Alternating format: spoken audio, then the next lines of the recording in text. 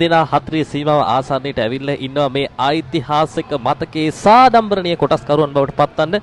මොකද මේ වගේ මතකයක් කියන්නේ මතක ඒ ජයග්‍රහණය සැන්ටුවන් කරනවා කොටි ආනන්ද ශාස්ත්‍රාලීය විද්‍යාලය.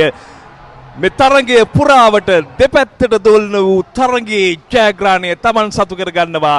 ඉතිහාසය නැවත වතාවක් රන් අකුරින් අකුරු කරන්න සමත් වෙනවා. මේ උන්ගේ තෙවන ජයග්‍රහණයයි සටහන් කරන්නේ.